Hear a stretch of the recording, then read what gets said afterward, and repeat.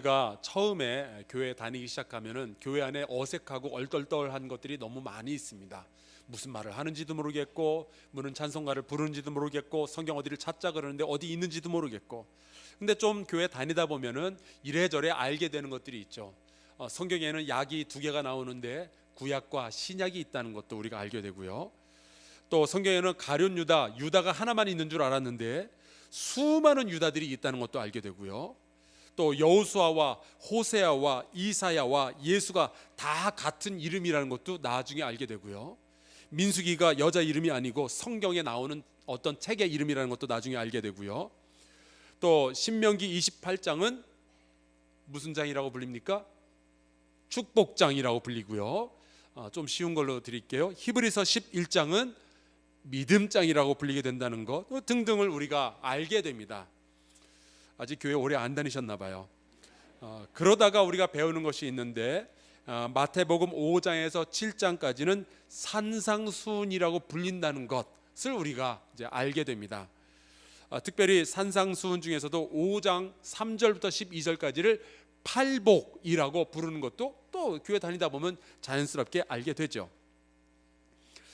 이 팔복의 설교가 선포된 곳을 우리가 팔복산이라고 부르고요. 이스라엘에 있습니다. 그리고 지금도 그곳에 가보면은 팔복교회라는 성전이 세워져 있어요. 5월 달에 저하고 우리 성도들 한 20명 정도가 함께 이 성지순례를 다녀올 텐데 아마 저기를 방문하게 될 거예요. 이 팔복을 영어로는 Beatitude라고 합니다. 이 영어는 그 라틴어 비에타라는 라틴어에서 왔어요. 예전에 제 친구 목사가 이제 유학을 미국으로 들어와서 이제 딸을 데리고 왔는데 그 미국에 왔으니까 영어 이름도 하나 가져야 되지 않느냐 그래가지고 고민을 하더라고요. 중간 이름으로 뭘 지을까 그러길래 제가 이거 그 비에타가 어떠냐, 그 비에리티우스 참 좋은 이야기지만 너무 기니까 그걸 라틴어로 비에타라고 하면 좋겠다.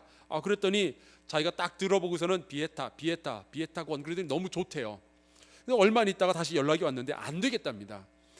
영어로 이름 볼 때 비에타권 너무 좋은데 한국에 가면은 그게 권팔복이 된대요. 그래서 여자 이름으로 좀 이게 아니다 싶어가지고 안 하겠다 그러더라고요. 팔복은 성경에 나오는 가장 중요한 구절들 가운데 하나입니다. 특별히 하나님의 나라에 대해서 이야기할 때는 이 팔복이 너무 소중해요. 이 팔복이 중요한 이유 가운데 하나는 이것이 인류가 역사 대대로 물어왔던 질문에 대한 대답이기 때문에 그래요. 우리 인류가 내내 물어왔던 질문이 이겁니다. 뭐가 행복한 건가? 누가 행복한 사람인가? 행복이란 무엇이며 그 기준이 뭔가? 이것을 우리가 굉장히 오랫동안 물어왔죠.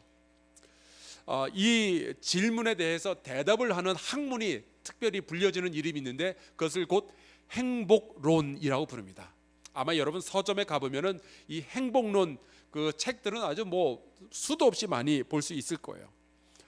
굉장히 많은 정치가들도 철학자들도 종교 지도자들도 사상가들도 이 행복론에 대한 이야기들을 남겨놓았습니다.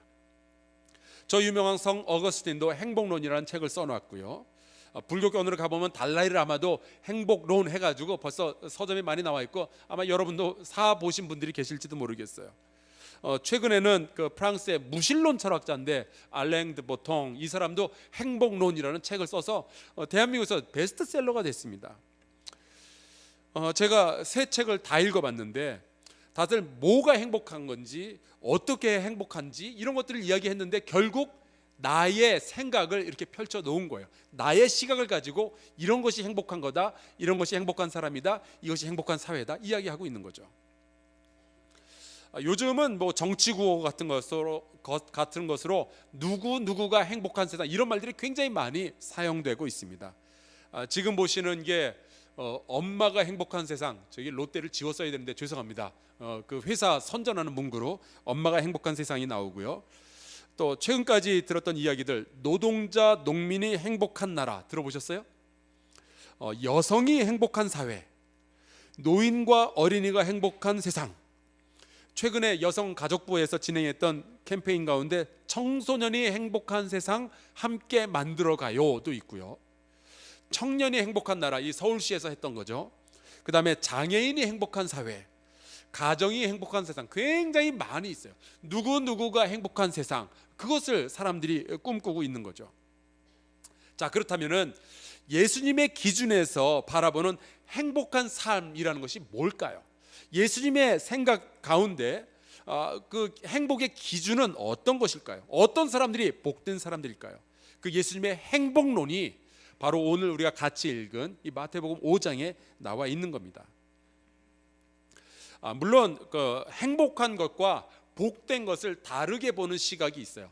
행복이라는 것은 우리의 감정의 문제고 복되다 하는 것은 가치의 문제이기 때문에 둘은 서로 구별해야 된다라고 이야기를 합니다. 저도 일부 동의해요. 그러나 오늘 우리가 팔복의 이야기를 다룰 때는 너무 철학적으로 영적으로 깊이 생각하지 않았으면 좋겠어요. 왜냐하면은 이 설교를 들었던 그 회중들이 그렇게 수준 높은 사람들이 아니었거든요.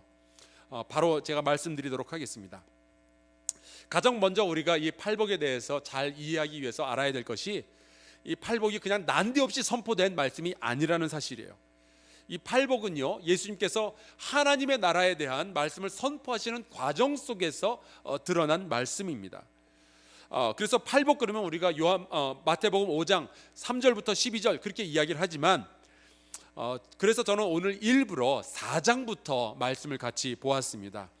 4장 17절에 보면은 예수께서 회개하라 천국이 가까웠느니라 하면서 설교 사역을 시작하셔요. 그리고 23절 오늘 우리가 같이 읽었는데요, 23절에 이렇게 되어 있습니다. 예수께서 온 갈릴리에 두루 다니사 그들의 회당에서 가르치시며 천국 복음을 전파하시며 백성 중에 모든 병과 모든 약한 것을 고치시니라고 되어 있어요. 분명히 예수님은 천국 복음을 전하는 과정 가운데 계셨습니다. 천국이 굉장히 가까이 왔다라는 말씀을 하셨죠. 그래서 그 예수님의 말씀을 들으려고 청중들이 모여들기 시작했어요. 그런데 과연 어떠한 사람들이 모여들었을까? 그 청중에 대한 정보가 24절에 나와 있습니다. 모든 앓는 자, 곧 각종 병에 걸려서 고통당하는 자, 귀신 들린 자, 간질하는 자, 중풍병자들, 그리고 그들을 데리고 나온 사람들, 아마 가족들이겠죠, 친구들이겠죠. 그들을 일컬어서 오늘 말씀해 보니까 수많은 무리라고 성경이 부르고 있습니다. 자, 그러니까 지금 예수님께서는요, 삶의 밑바닥에 있는 사람들, 가족 구성원 가운데 병들고 귀신 들렸지만 치료는 꿈도 꾸지 못하는 사람들이, 그런 사람들이 모여있는 곳에서 설교를 하시는 중이었어요. 예수님께서 천국이 가까웠다라고 선포를 하기는 하셨는데 그 예수님을 따라와서 그 말씀을 듣는 사람들을 이렇게 쭉 훑어보면은 도무지 천국에 가까워 보이지를 않는 거예요. 이들에게 팔복의 말씀을 해주시면서 하나님 나라가 가지는 행복의 기준에 대해서 설명하시는데 오늘은 시간 관계상 8가지를 다는 못하겠고요, 한두 가지를 빼놓고 나머지를 하도록 하겠습니다. 예수께서 그들에게 처음으로 하신 말씀이 이거예요. 심령이 가난한 자는 복이 있나니 천국이 저희 것이며. 이 심령이 가난하다 하는 것은요, 겸손하다라는 뜻도 되지만 다시 말씀드리지만 그 청중들은 수준이 높지 않았어요. 그들이 이해할 수 있는 언어의 수준에서 말씀을 하셨는데 그것은 문자 그대로 그들의 영혼 속이 텅 비었다는 뜻이에요. 아는 게 없는 거예요. 그에 비해서 서기관들과 율법학자들과 바리새인들과 랍비들, 제사장들, 이런 사람들은 심령이 좀 풍요로운 사람들입니다. 율법도 공부했고 기도도 많이 했고 또 종교적으로 이것저것 많이 아는 사람들이에요. 그들에 비해서 지금 예수님 곁에 모인 사람들은 병자들의 가족들, 가난하고 지쳐가지고 영적인 훈련을 제대로 받을 수 없는 사람들이 지금 모여 있는 거예요. 이런 사람들을 저는 영적인 빈곤 상태에 있는 사람들이다 이야기를 하고 싶은데, 놀랍게도 예수님은 그들을 향하여 영적으로 빈곤함을 경험하고 있는 자들을 향해서 복이 있다라고 말씀을 하시는 거예요. 누가복음 18장에 보면은 영적으로 풍성한 사람과 영적으로 빈곤한 사람을 바리새인과 세리로 비유를 해 놓았어요. 바리새인들은 영적으로 풍성했기 때문에 하나님 앞에서 자신 있던 사람들입니다. 왜냐하면 자기가 토색하지도 않고 불의하지도 않았고요, 간음도 하지 않았고요, 금식도 일주일에 2번씩 했어요. 하나님께 헌금도 많이 했어요. 도덕적으로 종교적으로 그들은 풍요함을 누리고 있던 사람들입니다. 근데 그에 비해서 세리는 하나님 앞에 나아가 고개를 푹 숙이고 한다는 말이 나는 죄인입니다, 이 말밖에는 못했습니다. 영적으로 빈곤한 거예요. 그런데 하나님은 바리새인이 아니라 이 세리를 의롭다라고 인정하셔요. 여러분, 죄를 지어도 된다라는 뜻이 아니에요. 비록 죄인일지라도 하나님의 은혜는 여전히 임한다라는 말씀이죠. 가난한 자에게 복음을, 눈먼 자에게 다시 보게 함을, 눌린 자를 자유롭게 한다는 예수 그리스도의 말씀이 선포되는 순간이었습니다. 만약에 제가 그 무리 가운데 하나, 병 들어가지고 되게 힘들어 하다가 예수님 앞에 나온 사람이라면은 예수님의 그 첫 번째 말씀을 듣고 감격해서 펑펑 울었을 것 같아요. 여지껏 나는 저주받은 사람으로 알고 살아왔는데, 내가 병들고 가난한 것은, 우리 애가 이렇게 몸이 아픈 거는 다 내가 지은 죄가 하도 커서 하나님이 나를 싫어하시기 때문에 내가 이런 고통 속에 있는 줄 알았는데, 그래서 하나님께 다가가고 싶어도 창피해서 다가가지 못하고 있었는데, 지금 주님은 내가 복이 있는 사람이라고 말씀을 하시는 거예요. 내가 천국이 나의 것이다 라고 말씀하고 계시는 거예요. 심령이 가난하기 때문에 복이 있는 게 아니라 심령이 가난한데도, 빈곤한데도 복이 있는 거예요. 여러분 중에서 혹시 나의 부족함 때문에 내가 복이 없다라고 생각하시는 분들이 계신지 모르겠는데, 아니에요. 하나님의 나라에서는요, 여러분도 복 있는 사람들이에요. 우리 자기 가슴에다 손을 한번 얹고 이야기해 봅시다. 나는 복 있는 사람입니다. 그 다음에 애통하는 자는 복이 있나니 그들이 위로를 받을 것이며. 지금 예수님의 곁에는요, 애통해하는 사람들, 애통이 그들의 일상인 사람들이 모여 있었어요. 각종 병든 자들, 그들 가운데 얼마나 많은 사람들이 애통해하고 있을까요? 부모를 잃으며, 형제를 잃으며, 자녀를 잃어가며 얼마나 애통했을까요? 사회로부터 외면당하고, 가진 자로부터 착취당하고, 먹고 마시기 위해서 몸을 팔아야 했고, 육체적 고통에서 벗어나질 못해서 애통해하고 말이죠. 요즘 뉴스 보면은 계속 세월호가 인양되어서 이제 목포항으로 가져가는 그 뉴스가 계속 방영이 되고 있어요. 근데 그때마다 함께 비춰지는 것이 있는데, 수습되지 않은 시신, 자녀의 시신을 기다리는 부모들의 모습이 자꾸 보여지더라고요. 얼마나 애통할까요? 엊그제는 또 다른 뉴스가 나오는데, 그 가습기 살균제 때문에 자식들을 잃어버린 부모들의 이야기가 뉴스에 나오고 있었어요. 근데 이것을 참 가슴 아프게도 안방의 세월호 사건이라고 부르고 있더라고요. 그 뉴스 가운데 한 엄마가 나와서 인터뷰를 하는데, 자기 아이가 자꾸 기침하고 그러니까 가습기 살균제가 들어있는 그 수증기를 자는 아이의 입에 대어준 거예요. 아이한테 너무 미안하다고 그러면서 흐느껴 우는데, 그 뉴스 보는데도 너무 가슴이 아프더라고요. 애통하더라고요. 근데 주님께서 그들을 향해서도 너희도 복 있는 사람이야 말씀하시는 거예요. 너희도 위로를 받을 거다. 온유한 자는 복이 있나니 그들이 땅을 기업으로 받을 것이며. 여러분, 온유한 자라는 것은 고대 사회에서 생존하기 힘든 사람이라는 뜻이에요. 누군가 나에게 피해를 입히면 눈에는 눈, 이에는 이, 복수를 해줘야 그 상대편이 나를 얕보지 않고 함부로 건드리지 않을 텐데, 내가 지금 굶어 죽게 되었는데 음식 양보하고 그러면 안 되죠. 싸우고 다투어도 살아남을까 말까인 판에 온유한 자들은 결국 생존 경제에서 뒤처지게 될 거고, 그들은 패배자로서 사회에 남게 될 운명인 거예요. 이 온유하다라는 말은 헬라어로 프라우스라는 단어를 썼는데, 이 프라우스라는 단어는 온유보다는 우리말의 소심이라는 것에 더 가까워요. 소심한 사람들, 남한테 싫은 소리 못하는 사람들, 싫은 내색 못하는 사람들, 남이 상처받을까 봐 가만히 있는 사람들. 혈액형으로 A형,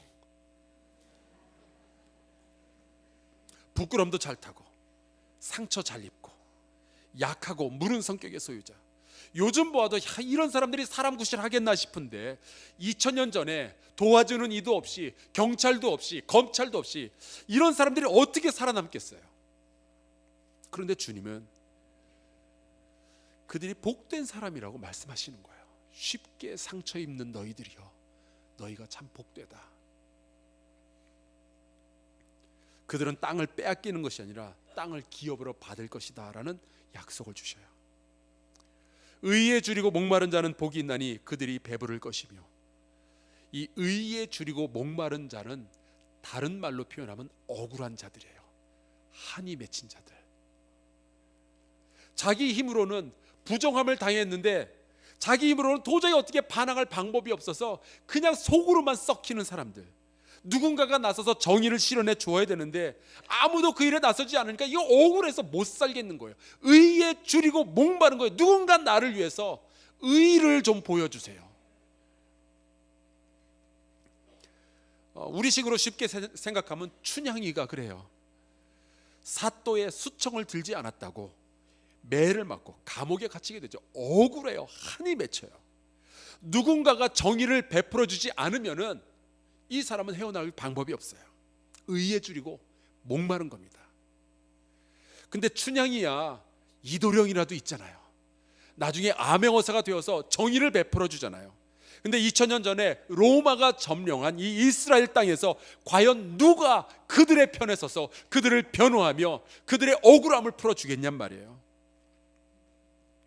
그들을 억울하게 만든 이들은 강하고 잔인한 사람들인데, 근데 그들에게 주님께서 위로하면서 하신다는 말씀이 너희 의에 줄이고 목마른 자들아, 너희가 배부를 날이 있을 것이다. 주님의 정의가 세워지는 그날, 하나님의 나라가 임하는 그날, 정의가 강물처럼 흐르게 될 것이다. 억울한 자들의 모든 억울함이 풀어지는 날이 있을 것이다. 너희가 복되다 라고 말씀하시는 거예요. 혹시 여러분 가운데 억울함이 있는 분들이 있을지 모르겠어요. 남편에게, 아내에게, 부모에게, 직장 상사에게. 여러분, 그러나 여전히 여러분 가운데는 복이 있어요. 다시 한번 자기 가슴에 손을 대고 이렇게 이야기합시다. 나는 복 있는 사람입니다. 긍휼히 여기는 자는 복이 있나니 그들이 긍휼히 여김을 받을 것이며. 이 세상은요, 긍휼히 여기면 이용당한다라고 이야기를 해요. 요즘도 보면은 친구가 불쌍해 보여서, 친척이 너무 불쌍해 보여서 빚보증 섰다가 망한 사람이 왜 이렇게 많은지 모르겠어요. 근데 그런 통계도 있더라고요. 없는 사람들이 더 남을 잘 돕는데요. 동병상련이라고 하나요? 자기도 배를 쫄쫄 굶으면서 남의 끼니 걱정해 주는 사람들 있죠. 자기도 아프면서 남이 고통당하는 거 못 견뎌하는 사람들이 있잖아요. 오지랖은 진짜 넓은데 자기 앞가림 잘 못하는 사람들. 우리 성도들 가운데도 그분들이 계셔요. 자기도 넉넉지 않은데 이웃과 친구들의 고통을 도무지 외면하지 못해요. 그래서 돕다가 자기도 힘들어지고, 세상적으로 볼 때는 니나 잘해 말하고 싶은데, 근데 예수님은 그들에게 말씀하시기를 너희가 참 복되다 라고 하시는 거예요. 하나님의 나라에서는 그들이 자기 앞가림도 못하는 멍청이가 아니고 칭찬받고 또 다른 사람들에게 도움도 받는, 하나님의 복을 받는 사람들이 된다 하는 말씀이에요.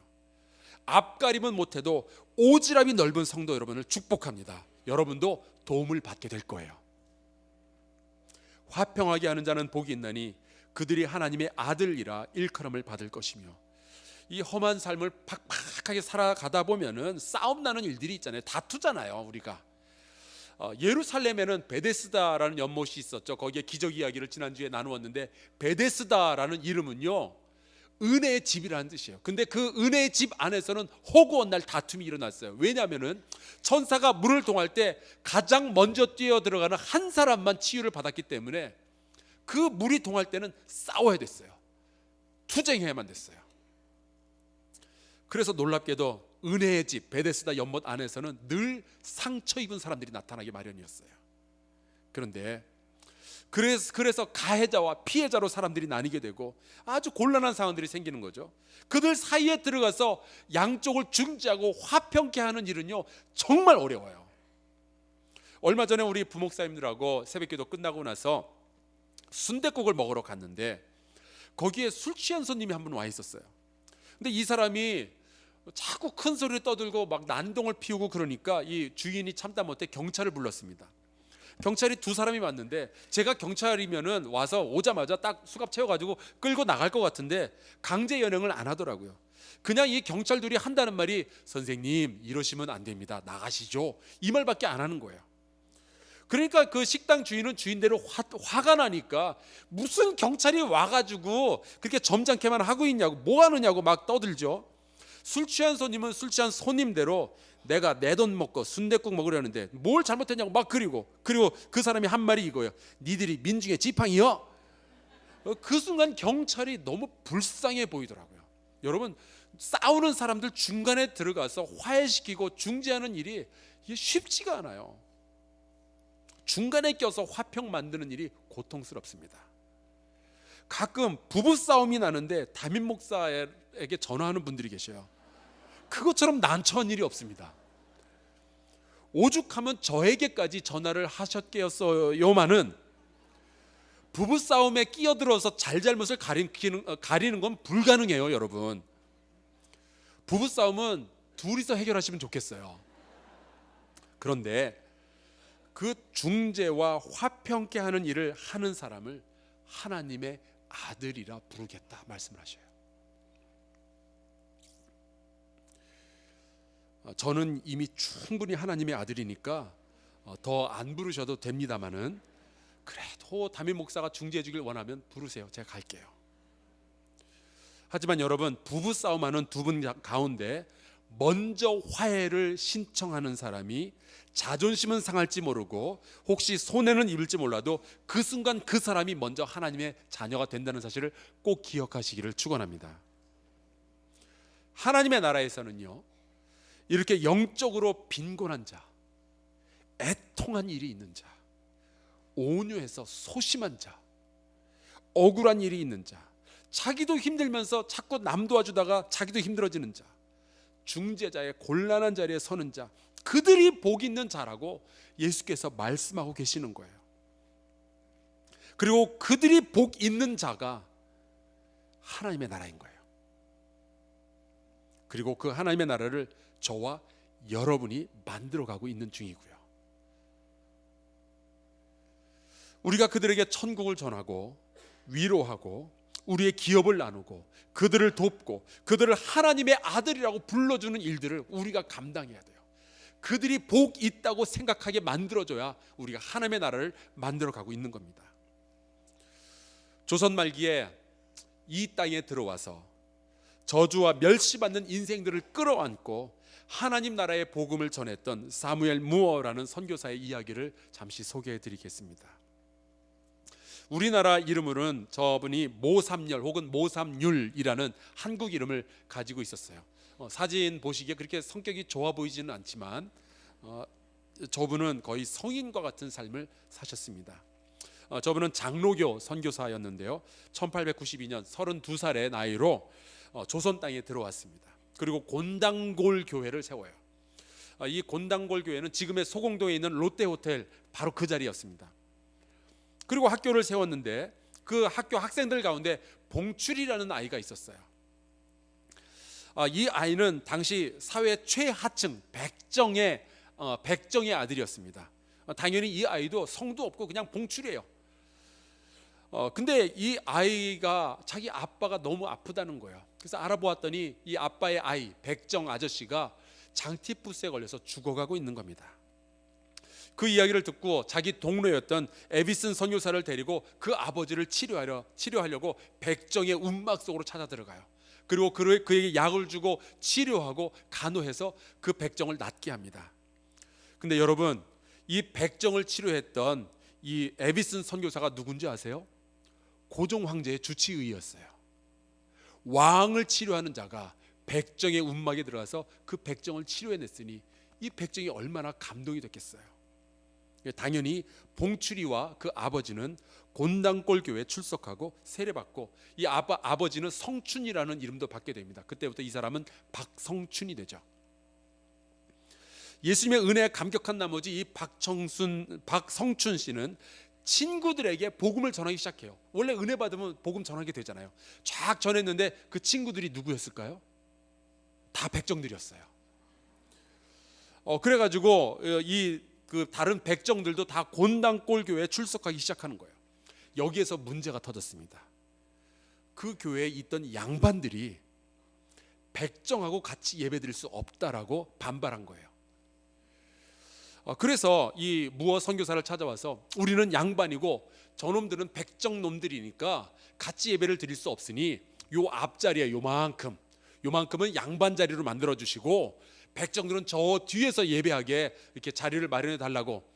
무어 목사님은 그럴 수가 없었어요. 아니, 하나님 안에서 다 형제 자매가 되었는데 이제 와서 무슨 양반과 상놈이 있으면 천민이 어디 있어요? 우리는 다 복받은 하나님의 자녀들이라고. 그럴 수 없다라고 이야기를 하죠. 그러자 이 양반들이 교회를 떠납니다. 그래서 홍문석골 교회를 세우고 양반들만의 교회를 세워놓고 거기서 양반들끼리 예배를 드리게 되죠. 화합의 상징이어야 할 교회의 예배가 분열의 상징으로 변하는 순간이었어요. 이 일 이후로 곤단골 교회는 백정들만 남았거든요. 그래서 그 교회가 백정교회로 불리기 시작합니다. 이 일이 너무 가슴 아팠어요. 그래서 무어 선교사는 3년 동안 눈물로 기도를 합니다. 3년 만에 양반들이 회개하고 다시 곤단골 교회로 돌아와요. 그래서 백정들을 형제로 자매로 인정하게 되죠. 그래서 홍문석골 교회와 곤단골 교회가 합쳐서 중앙교회가 되고 중앙교회가 자리를 인사동으로 옮긴 다음에 승동교회가 됩니다. 지금도 인사동에 승동교회가 있어요. 하나님의 나라가 만들어진 겁니다.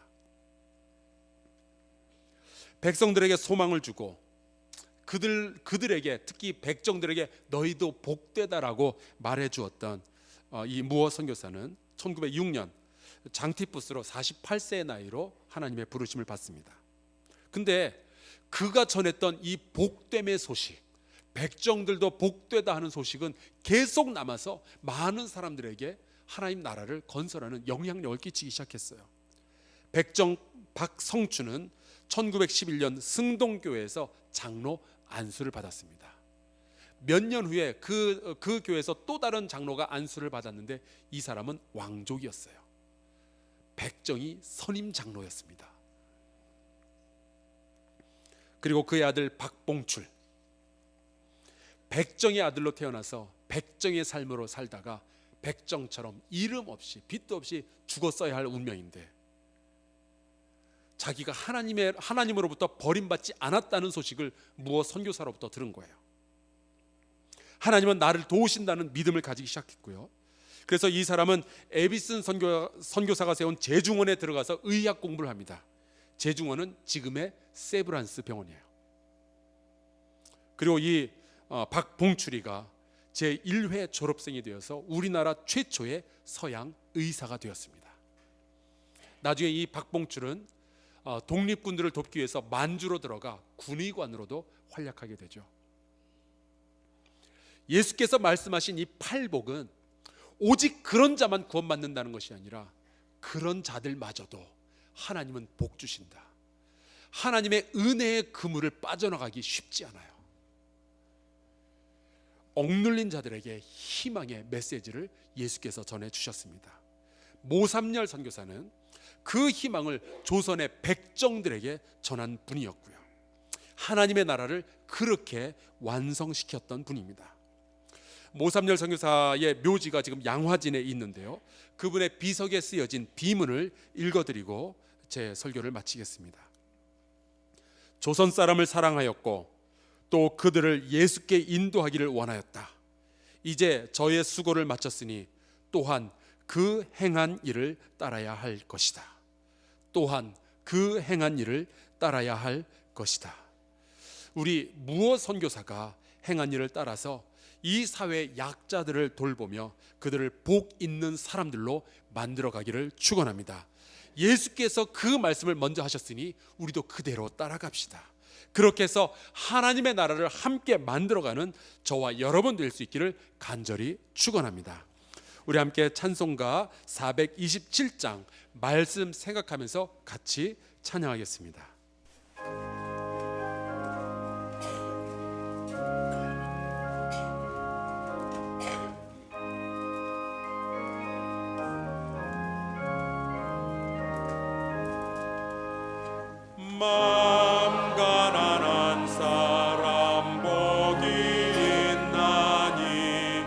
천국이 그들의 것임이요 늘 애통하느니 복이 있나니 그들이 위로를 받으리라 온유한 사람은 복이 있나니 그 땅이 기업이 될 것이